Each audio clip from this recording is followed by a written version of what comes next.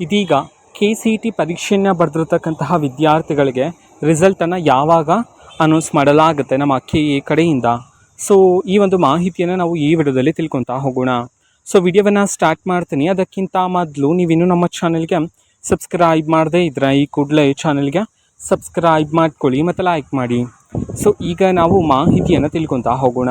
ನೋಡಿ, ಇದೀಗ ಬಂದಿರತಕ್ಕಂತಹ ಇನ್ಫಾರ್ಮೇಷನ್ ಪ್ರಕಾರ KCET ವಿದ್ಯಾರ್ಥಿಗಳಿಗೆ ರಿಸಲ್ಟನ್ನು ಯಾವಾಗ ಅನೌನ್ಸ್ ಮಾಡಲಾಗುತ್ತೆ, ಇದಕ್ಕೆ ಸಂಬಂಧಪಟ್ಟಂತೆ ಒಂದು ಮಹತ್ವದ ಮಾಹಿತಿ ಆದ್ರೇ ಬಂದಿದೆ.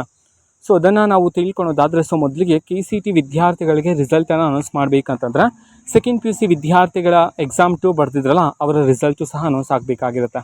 ಯಾಕೆಂತಂದ್ರೆ ಯಾರ್ಯಾರು ಎಕ್ಸಾಮ್ 2 ಬರೆದಿದ್ರೋ ಇನ್ ಕೇಸ್ ಆ ಸ್ಟೂಡೆಂಟ್ಸ್ಗಳೇನಾದರೂ KCET ಎಕ್ಸಾಮನ್ನು ಬರೆದಿದ್ರೆ ಸೊ ಸೆಕೆಂಡ್ PUC ಮಾರ್ಕ್ಸ್ ಬೇಕಾಗಿರುತ್ತೆ ರಿಸಲ್ಟನ್ನು ಅನೌನ್ಸ್ ಮಾಡೋದಕ್ಕೆ. ಸೊ ಆ ಕಾರಣದಿಂದಾಗಿ ಸೆಕೆಂಡ್ PUC ಎಕ್ಸಾಮ್ 2 ರಿಸಲ್ಟನ್ನು ಅನೌನ್ಸ್ ಮಾಡಿದ ನಂತರ ನಮ್ಮ KA ಕಡೆಯಿಂದ KCET ವಿದ್ಯಾರ್ಥಿಗಳ ರಿಸಲ್ಟನ್ನು ಅನೌನ್ಸ್ ಮಾಡಲಾಗುತ್ತೆ. ಸೊ ಹಾಗಿದ್ರೆ ರಿಸಲ್ಟು ನಿಮಗೆ ಮುಂದಿನ ತಿಂಗಳಲ್ಲಿ ಅನೌನ್ಸ್ ಆಗ್ತಕ್ಕಂಥ ಸಾಧ್ಯತೆ ಜಾಸ್ತಿನೇ ಇರ್ತಕ್ಕಂಥದ್ದು. ಆ್ಯಂಡ್ ಇನ್ನೊಂದು ಮಾಹಿತಿ ಸಹ ಇದೆ, KCET ವಿದ್ಯಾರ್ಥಿಗಳ ಅಗ್ರಿಕಲ್ಚರ್ ಪ್ರಾಕ್ಟಿಕಲ್ ಎಕ್ಸಾಮ್ಗೆ ಸಂಬಂಧಪಟ್ಟಂತ. ಓಕೆನಾ. ಸೊ ಒಂದು ಸೆಂಟರಲ್ಲಿ ಎಲ್ಲ ವಿದ್ಯಾರ್ಥಿಗಳಿಗೂ ಸೇಮ್ ಮಾರ್ಕ್ಸ್ ಬಂದಿದೆ ಅಂತ ಹೇಳಿ ಒಂದು ಮಾಹಿತಿ ಆದರೆ ಇತ್ತು. ಸೊ ಆದರೆ ಈಗ ಆ ಒಂದು ಸೆಂಟರಲ್ಲಿ ಯಾರ್ಯಾರು ಬರೆದಿದ್ರೋ ಸೊ ಆ ವಿದ್ಯಾರ್ಥಿಗಳಿಗೆ ಮತ್ತೊಮ್ಮೆ ಪ್ರಾಕ್ಟಿಕಲ್ ಎಕ್ಸಾಮನ್ನು ಕಂಡಕ್ಟ್ ಮಾಡಲಾಗುತ್ತೆ ಅಂತ ಹೇಳಿ ಒಂದು ಮಾಹಿತಿ ಸಹ ಬಂದಿದೆ.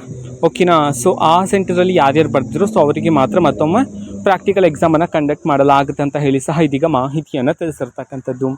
ಓಕೆನಾ. ಸೊ ಇದು ಇವತ್ತಿನ ಒಂದು ವಿಡಿಯೋ ಇದೆ. ಈ ರೀತಿ ಇನ್ನು ಹಲವಾರು ಯೋಜನೆಗಳಿಗೆ ಸಂಬಂಧಪಟ್ಟಂತೆ ಮಾಹಿತಿ ಬಂದ ನಂತರ ಆದಷ್ಟು ಬೇಗ ನಾನು ನಿಮಗೆ ಇನ್ಫಾರ್ಮೇಷನನ್ನು ತಿಳಿಸ್ತೀನಿ.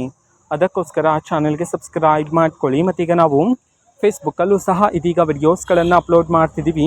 ಫೇಸ್ಬುಕ್ ಚಾನಲ್ ಲಿಂಕನ್ನು ಡಿಸ್ಕ್ರಿಪ್ಷನ್ ಬಾಕ್ಸಲ್ಲಿ ಕೊಟ್ಟಿರ್ತೀನಿ, ಕ್ಲಿಕ್ ಮಾಡಿಬಿಟ್ಟು ಫಾಲೋ ಮಾಡಿ. ಓಕೆನಾ. So thank you, bye.